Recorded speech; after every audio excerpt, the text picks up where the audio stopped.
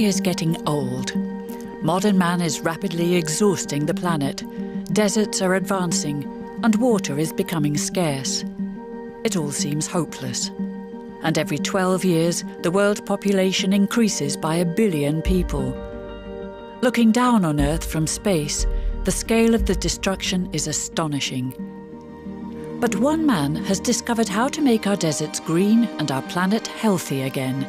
We are following cameraman and ecologist John D. Liu, who sort of happened upon the solution and has spread the word ever since. This is what you can expect. It's possible to rehabilitate large-scale damaged ecosystems. So if we can rehabilitate large-scale damaged ecosystems, why don't we do that? The world gets more and more complicated all the time, but the solution to fix the major problems of the world's ecosystems remains reasonably simple. You are watching Backlight. Welcome to your green future.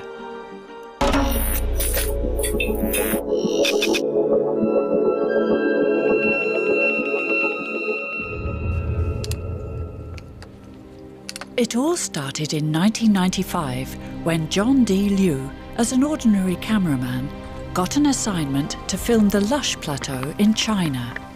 He saw how the local people transformed an area almost the size of the Netherlands from a barren, exhausted desert into a large green oasis.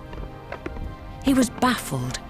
From that moment on, greening deserts became his goal in life.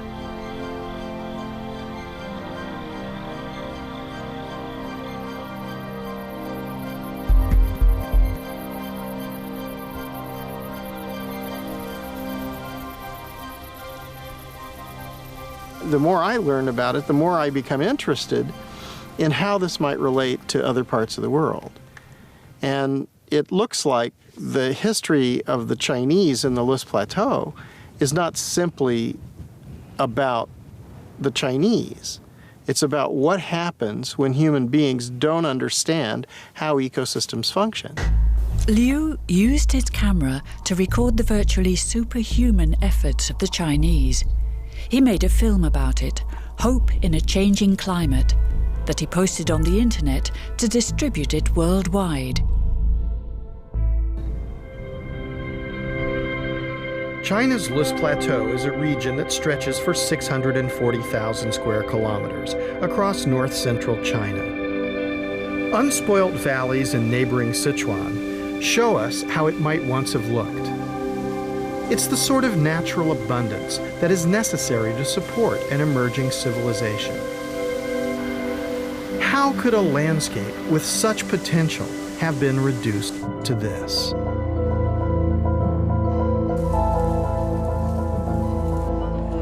When Chinese scientists and civil engineers began to survey the area, they realized that several thousand years of agricultural exploitation had denuded the hills and valleys of vegetation. The relentless grazing of domestic animals on the slopes meant that there was no chance for young trees and shrubs to grow.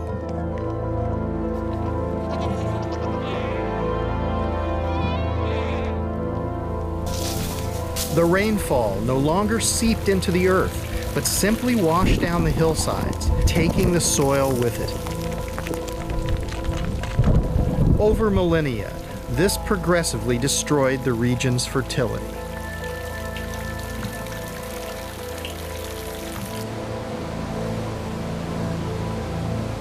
When this happens over an area as extensive as the plateau, millions of tons of silt are swept down into the Yellow River, which gets its name from the color of the fine loess soil. The mounting quantities of silt clog up the river, impeding its flow, contributing to the floods that give the river another name, China's Sorrow. In some areas, creating floating mud mattresses that attract passing tourists. A local problem becomes a national problem. In the dry season, the light, unprotected soil is swept up in the winds, causing the dust storms that are blown over China's cities and beyond its borders.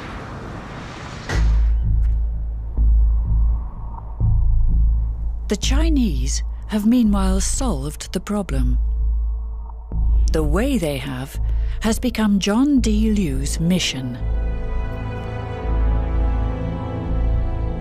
The first and probably one of the most impressive of those findings from the List Plateau is it's possible to rehabilitate large-scale damaged ecosystems.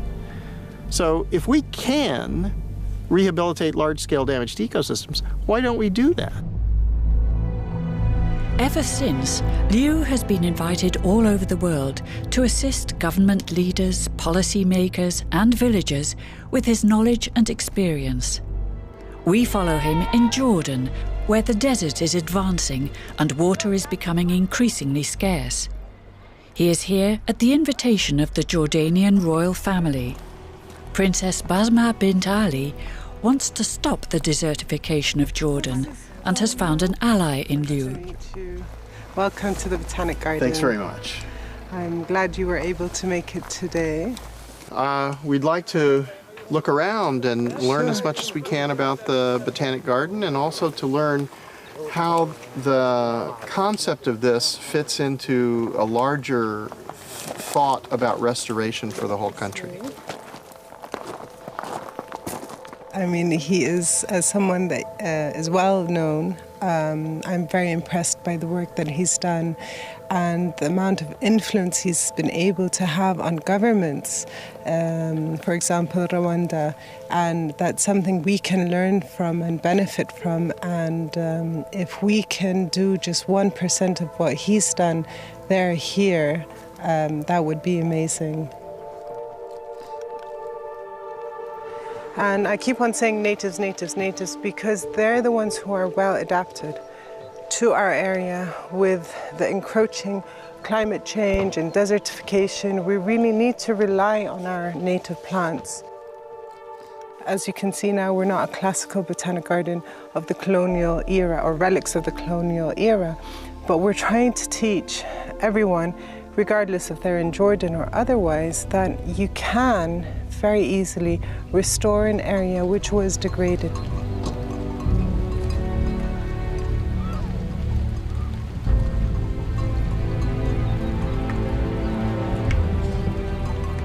Well, this was the land of milk and honey. This was the promised land. These are the places where historically people have done agriculture and done animal husbandry for thousands of years, but the lands are exhausted. They allow hundreds and thousands of sheep and goats to walk across here, and any green thing that sticks up its head is food. And they're just walking around here getting everything. Well, you can't let them do that anymore.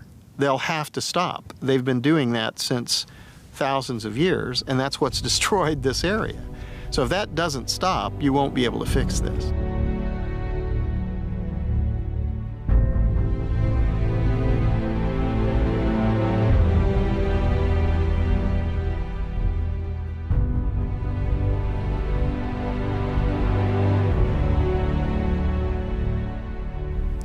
The way we've done it is we excluded grazing for the first 3 years, and that worked out very well. And in that 3 years, this is when we discovered the species that came up on its own, which were thought to be extinct and was last recorded in the 1800s. It just came up on its own. So we allowed the land to breathe, to take a breath, and to see what's going on. We didn't interfere, we didn't do any planting at the time, just to see how it reacts, and that gave us a lot of feedback of how we can deal with or how to rehabilitate areas. So it was very efficient for us. And as you can see here, it's very overgrazed, it's very barren. This is outside our borders, and then within here you can see the difference.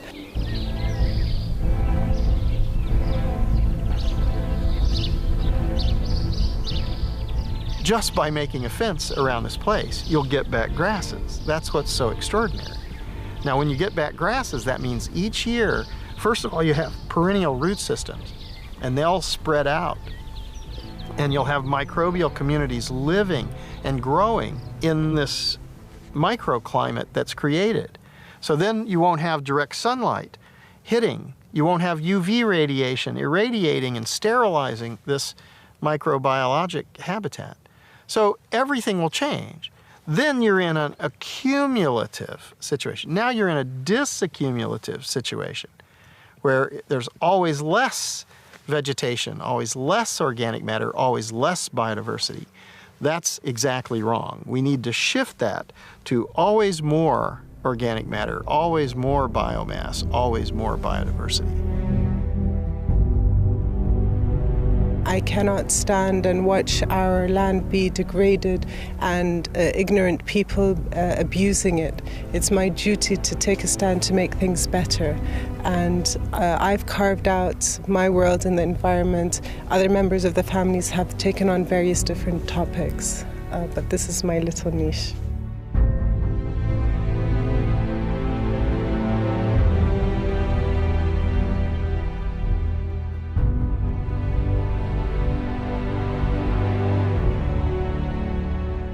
So now it's been really a long time since I began, and so I'm far down the path. And I think if you go down this path and you start to look and you say, well, that's an interesting phenomenon, you can see the relationship between hydrology and vegetation and biological life.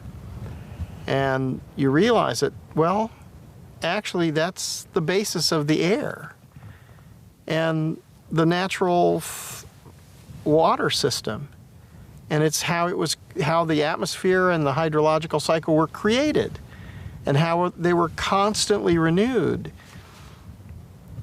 And then you come to places like this, which are massively degraded, and you realize that people aren't thinking about this ecological function. They're ignoring the science that we know about this, and they're believing that what's important is to produce something. But actually, that's not what's the most important thing right now. The most important thing for survival and sustainability for humanity is that places, not just individual places, but the entire planet is functional.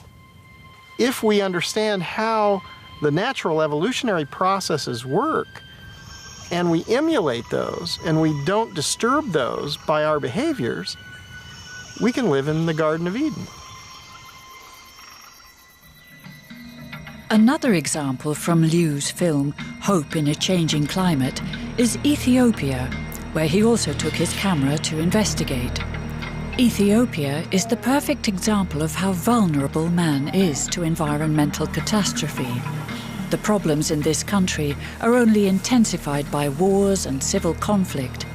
And now the man-induced climate change seems to increase the misery even further. As on the lush plateau, centuries of agriculture have destroyed nearly all natural vegetation. The dry gullies are marked by heavy floods. These gullies are evidence of the enormous power of runoff during the rainy season. Without vegetation cover on the hillsides, when the rains come, the water doesn't soak into the ground but flows away in a flood. Then it's not available for agriculture during the rest of the year. This leads to drought, and famously for Ethiopia, famine. But just as I've witnessed in China, there is hope that the situation here can be reversed. Yeah, that root could survive? No. In just 6 years, Professor Legessa Nagash and local villagers have transformed a severely eroded terrain by planting indigenous trees and plants. Almost miraculously, a clear flowing stream has emerged where once there was a muddy trickle. How is it that it's possible for you to get the stream to flow throughout the year? It is because of the vegetation cover, which has been regenerating on this mountain. This water is maintaining the landscape because as soon as rain falls on the canopy, on this vegetation, that rain then infiltrated gradually into the ground, ending up with this steady flow of this river. Water is life. Without water, nobody can do anything. I'm amazed, as short as 5 years, 6 years, you get clean water like this, provided you work hard for restoring this degraded landscape. About 1,000 kilometers further north, in the village of Abraha Aspaha, another near-miraculous phenomenon is occurring. Farmers are finding water at the bottom of their wells, despite the poor rains this year. The famine of 1984 struck the people of this valley very hard. Many migrated, many died. Now the people are returning. The village chairman, Gabr Gade, remembers well how life used to be. ቅድሚ 10 ዓመት ይኮነ ቅድሚ 5 ዓመት ዝነበረና ጸገም ኢና ክነውቅዕ ቅድሚ 10 ዓመት ብጣዕሚ ዝስቅ ግዛዕ ነይሩ ግን ቅድሚ 5 ዓመት እኳ ያኽለና እዩ ብድርቅን ብፀሓይን ብንፋስን መሬት ተጓሕጉሑ ምስ ትሕፃ ምዃኑ ኣከባቢ ገደል ምዃኑ ተጓሕጉሑ ሓሸወማ ተመሊኡ ጠቕላላ ናብ ሰፈራ ንክኸይድ ሰፈራ ፕሮግራም የተመዝጊቡ ነይሩ ጠቕላላ ህዝቢ ወይ ናብ ሰፈራ ኺዱ ወይ ድማ ሓደ ለውጥ የምፅእ ተባሂሉ With government support, they applied the same principles as the Chinese, setting land aside for natural vegetation to return. In the ravines, they built small dams, which are now fed by underground springs. And like Professor Leges's stream, rain that fell weeks ago now slowly seeps through the subsoil, replenishing the supply of water.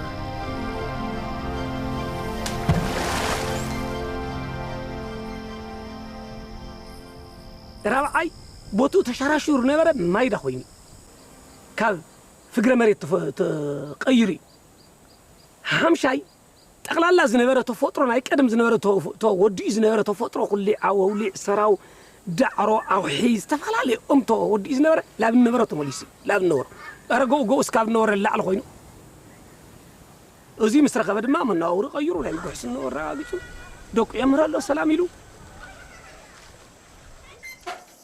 لمنا يحدقول له لمنا مالت تاي مالتي منقست يردنا دي يردنا نيلي تسميت حدقوا سرح خلوت مخانو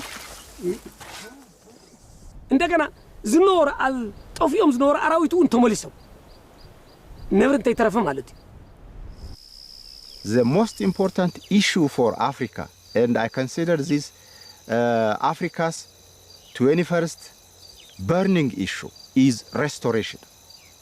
No matter what we do, we might be good at rocket science, I mean, if we are nuclear science, but the environment, restoring this huge, vast landscape, degraded landscape is critical for Africa, but also for the entire region. Consider Egypt. Look at the Sudan, where 86% of the Nile flows to these countries. How can you support life in Egypt without restoring Ethiopia's mountains? So this is regional, national, and international. Liu's typical working method is to share all his footage and documents with those asking for his advice. In this case, the staff of the Jordanian princess.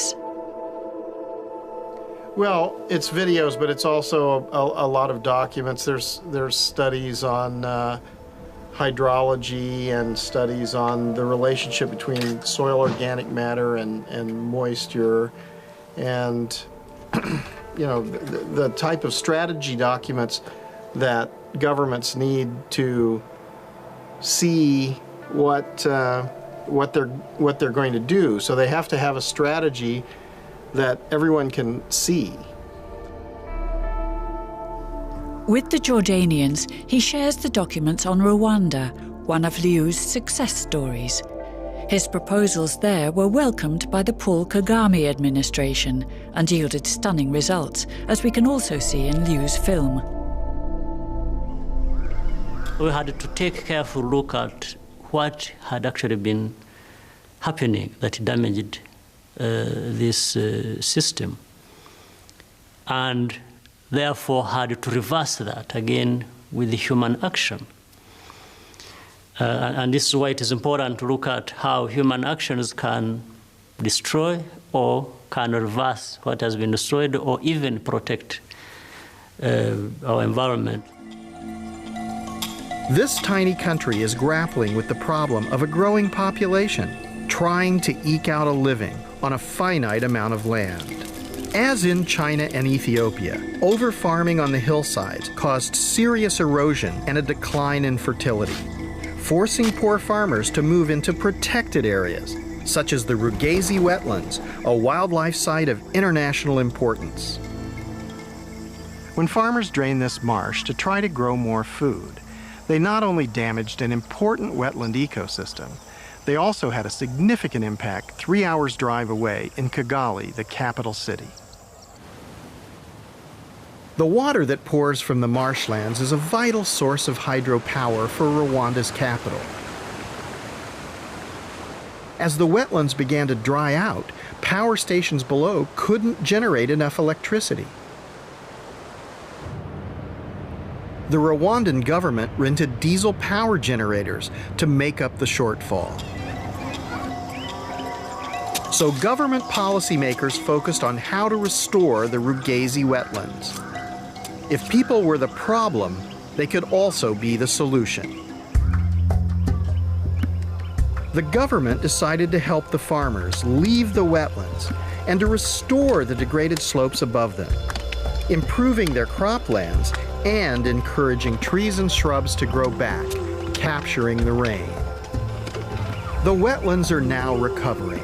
Great volumes of water once again cascade down to power the hydro stations. Carbon-free electricity is replacing the diesel generators. Electricity prices have stabilized. Restoring and preserving natural ecosystems like the Rugazi wetlands benefits everyone.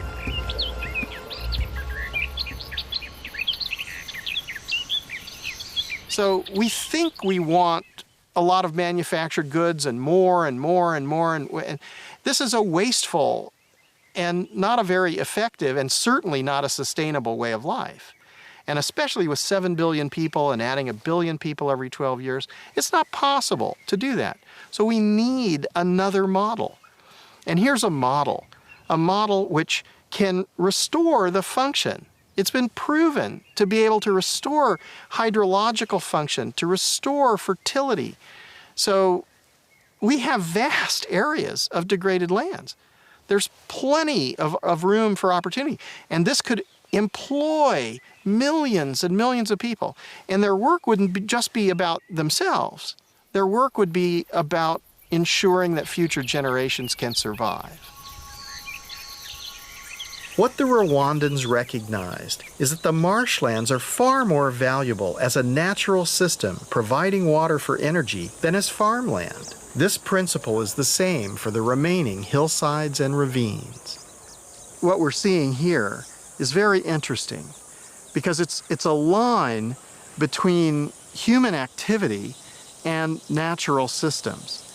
And in the human activity, we've been able to value the productivity from agriculture and give it a monetary value. But in the natural systems, we haven't been able to value the trees, the biodiversity, the water that's absorbed into the biomass and into the soils. And there's another vital service that trees and plants provide: photosynthesis. Vegetation reduces the greenhouse effect by taking carbon dioxide out of the atmosphere. Climate change is better withstood with trees. You know, humans, no matter how intelligent we are, no matter how capable we are with all our technologies, we are helpless in the face of climate change. We have not yet properly understood the miracles performed by trees.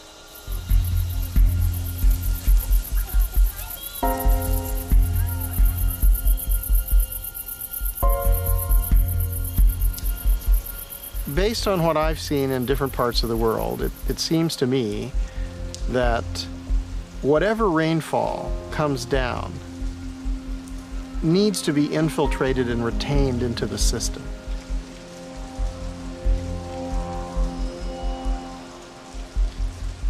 if it's lost through runoff or through excessive evaporation rates, then it's going to gradually degrade the system.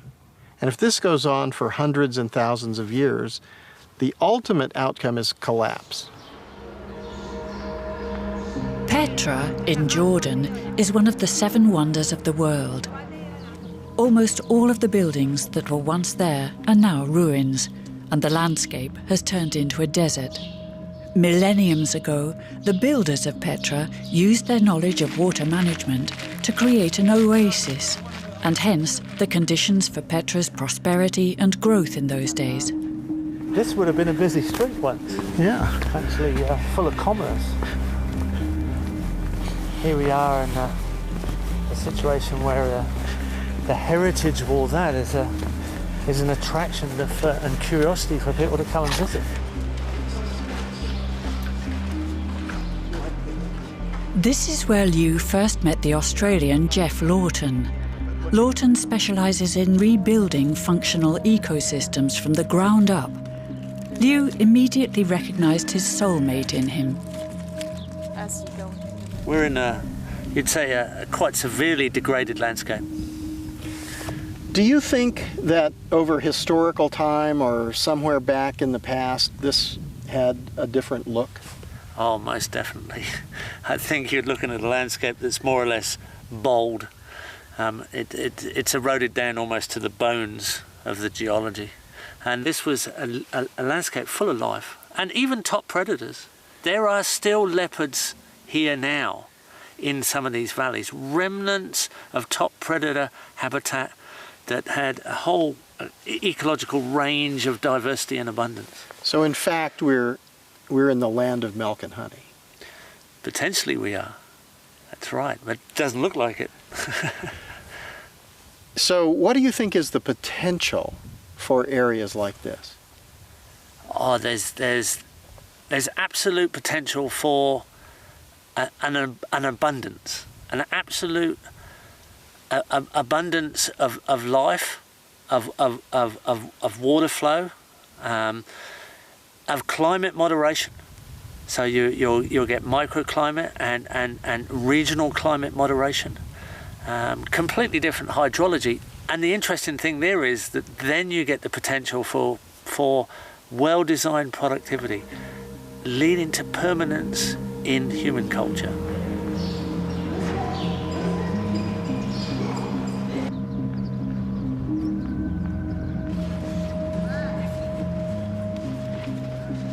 When you have these types of degraded states, people are in a cycle of poverty and ecologic destruction.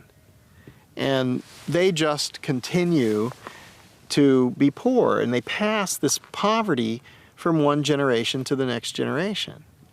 Now, when you get on a process of restoration, you can see that the next generations will have much better lives. So they'll be able to participate in a much richer social life. They'll have different cultural changes. They'll have increased wealth. They'll have better diet and health care and educational opportunities. Everything will be different. In the vast, lush plateau, Liu had already seen how much persuasion it took.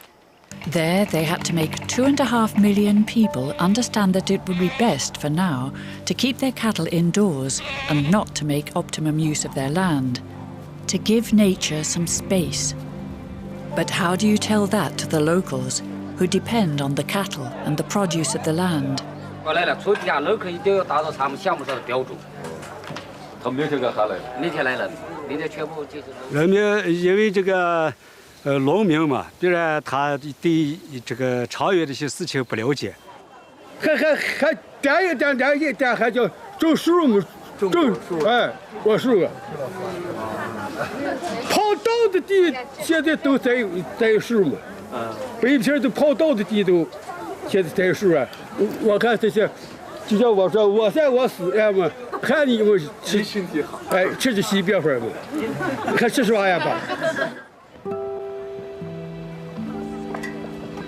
What eventually convinced the local people was the assurance that they would have tenure of their land.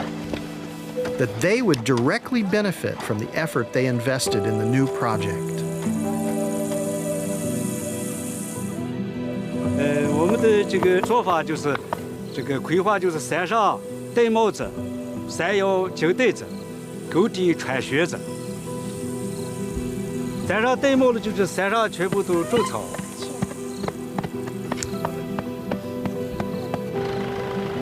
这个摇铃子的就是推老田。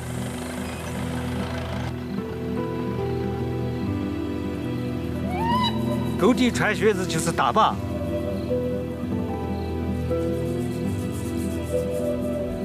拦住土壤废物起来，能够恢复起来，这个经济能够发展，人民能够生活。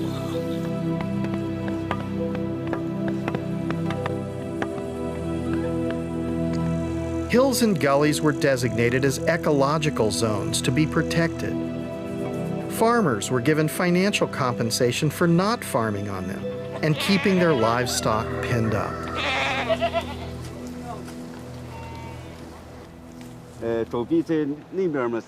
When I first filmed Mr. Ta Fuyuan and his colleagues back in 1995, I had no idea this initiative could achieve such dramatic results.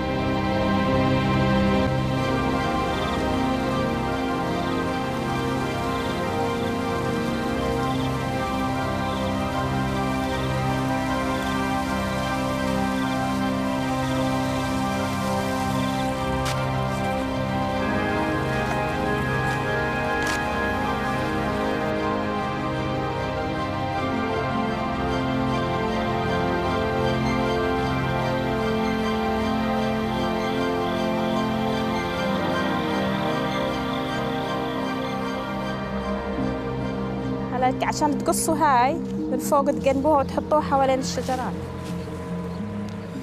In the middle of the Jordanian desert, Jeff Lawton has created an educational vegetable garden to show the local people how to grow vegetables in the desert. The food here is very expensive and they can't grow much and they are home garden and the kids go back to their parents and we have a ton of food. Like, how you do that? Like, what's the secret on this? How long does it take to bring back a system to some sort of functionality? I think we're finding surprisingly quick if we apply the best design we can and go straight into earthworks and water harvesting and mass species plan out. Within 3 years, you're starting to see dramatic effects, recharging of the water cycles, rehydration, diversity starts to increase on its own, all kinds of optimistic things happen. And when we're talking Jordan, this is the Middle East, Jericho's just here, 10,000 years of permanent occupation. You can't really have a test case anywhere with a longer human effect on the landscape, let's say. Lawton operates demonstration projects all over the world to show his students how to build up an ecosystem step by step into a self-sufficient system. Here in Jordan, he has also set up a demonstration project. Within 3 years, the garden will work as a fully self-sufficient ecosystem. Irrigation will no longer be needed. The land even supplies water, and the people can eat from the land all year round. Got lots and lots of different herbs in the understory. And here's a carob, which is a chocolate type substitute. So there's this massive diversity all interacting together so that we end up with a productive ecosystem assembly. The system used by Lawton, which was conceived in Australia, is called permaculture. The goal is to design a working and fully self-sufficient ecosystem where man and nature share the centre stage. The low-maintenance system produces fruit and vegetables without any use of artificial fertiliser. This technology is now used by millions of people worldwide. So in 2.5 years, you've gotten this kind of vegetative cover now. What kind of thing are you imagining for 5 years and 10 years? What's? Within 5 years, we'll be starting a closed canopy. So a lot of trees will be touching each other. We'll be producing all our own mulch. We won't have to bring any organic matter in from outside. Everything will be produced here. So it'll start to close as a system. It'll cycle its own nutrients within the 5-year cycle there, and then it will just go on from there with more and more organic matter, more and more biomass, and more diversity as it goes. So in 3 years, you can get something which would feed a family and begin to move toward a functional system. Definitely. We've already had a date harvest. Our olives are flowering very well now, and the vegetable garden's producing quite well already.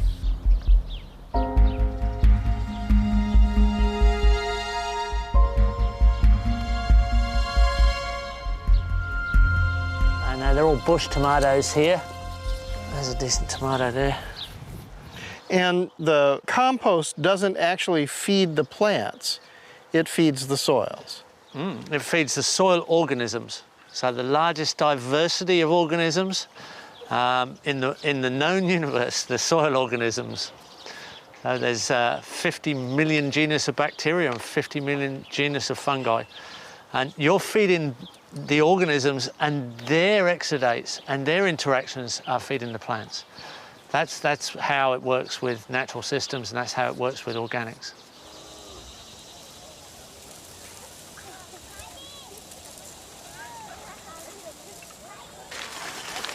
A measure of what restoring nature can do has been shown here on China's Lus Plateau, where farmers have continued to prosper despite the worst drought in decades.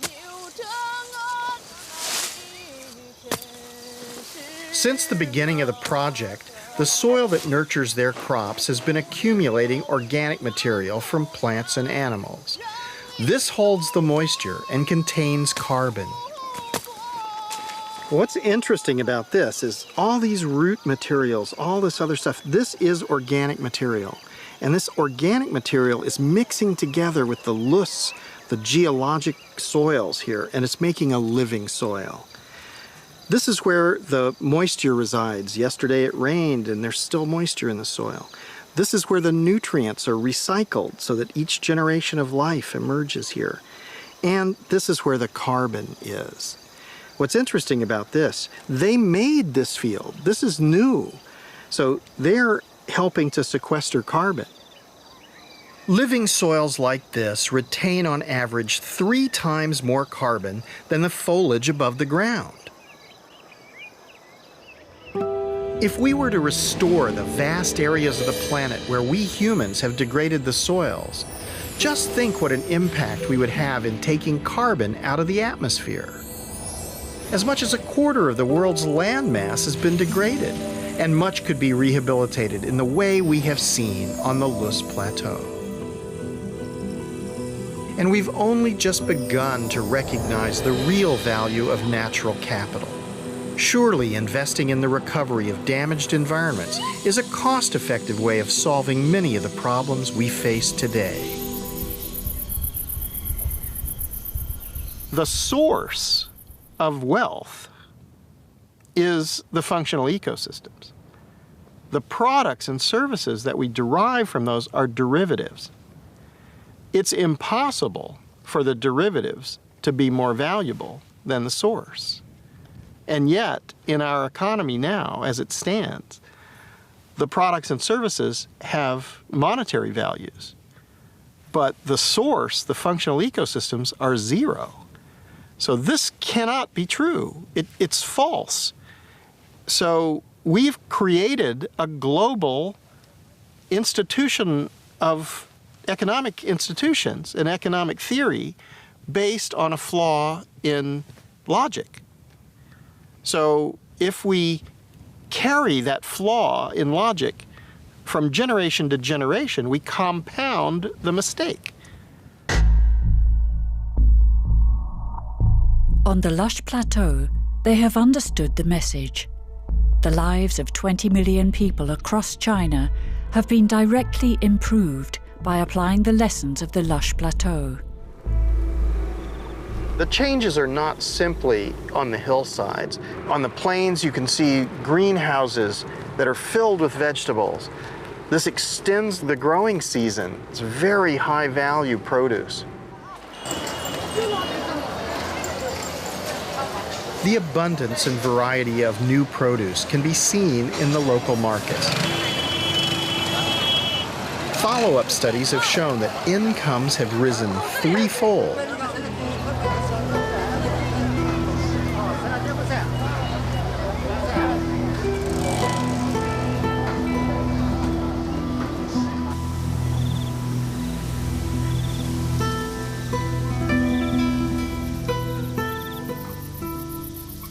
Wealth is being happy, living in nature, listening to the birds, breathing clean air, not having chemical pollution throughout everything, not having these horrible problems. So, you know, we need to redefine and revalue our belief systems. We need to understand that money is a belief system. There's nothing wrong with money, it turns out. The problem is that what is money based on? If money is based on functional ecosystems, then the future will be beautiful. If money continues to be based on production and consumption of goods and services, we'll turn everything into a desert. What is the future for our children and our children's children and generations to come in the future?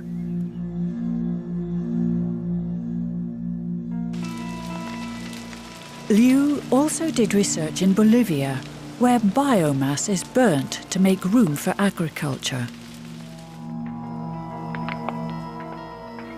Here in the foothills of the Andes, slash and burn agriculture is taking place today. The people who are doing this think that they are getting some short-term economic gain, but what's the loss to biodiversity, biomass, soil fertility, and hydrological function? Biomass in a functional ecosystem has economic value. Why destroy it when you can also use it to restore landscapes elsewhere? The idea is that there are different biomes on the Earth. And some of them, I mean, there are many, obviously, but two that I've noticed also both have problems. There are areas which are brittle and fragile and arid or hyper-arid, like here. And then there are areas which are able to create huge amounts of biomass, like in the tropics. So what about linking these two areas together?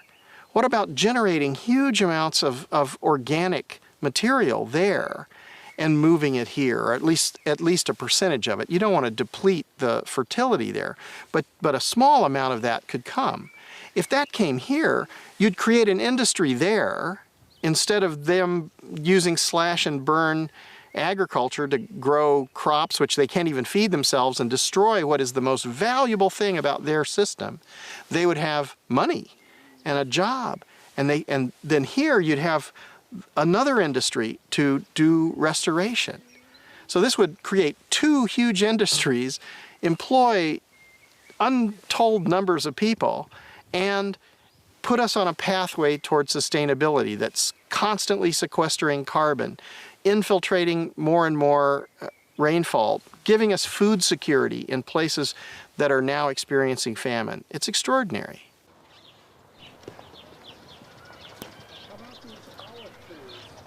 Well, you can see, considering we're in a desert, we've got kind of a lush herbaceous growth growing at this time of year. Well, I just saw off the site, there were people who were dumping crop waste somewhere else. They don't understand this principle. No, a lot of people are just think they've got to tidy up and take out all the organic matter and burn it. A lot of it is wasted and goes on to be a pollution. So we're going in a negative direction rather than coming into a positive direction. And it's really that simple.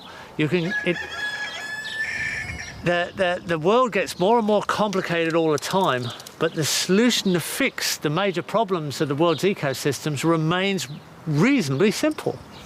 And it's kind of ironic. But we have to act as a species on a planetary scale. We can't simply do this one backyard at a time, because the problems have now reached this crisis point on a planet all over the world. Yeah, not anymore. I think we've got to go on a major scale now. Everybody can do their backyard as well, Yeah, but we have to change the major eroded landscapes into the functional ecosystems they should be. And then we've got the foundation to just continue. There's not too many people in the world, in my view. Most people don't realise they're acting in a very negative way in relation to the environment. We have to turn everything round into a functional relationship, and then we need all the people. We need as many people as we can get right now, and they have to go into action. We have to go into service, and that's what we're finding. People want to go into service to kind of save the world, really, to save our present existence.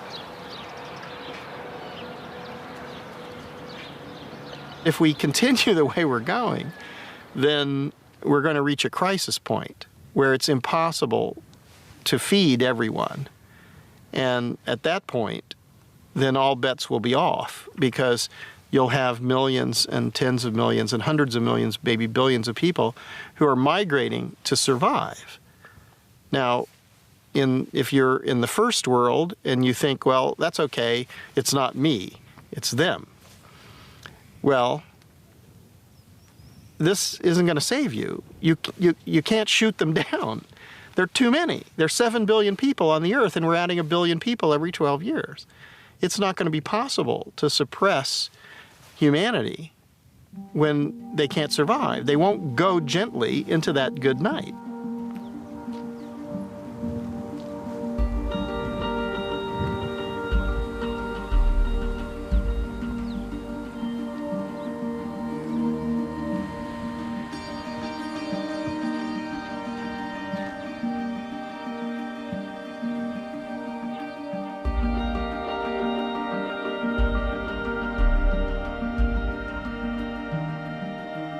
Meer weten? Stel uw vragen in een live videochat met John D. Liu.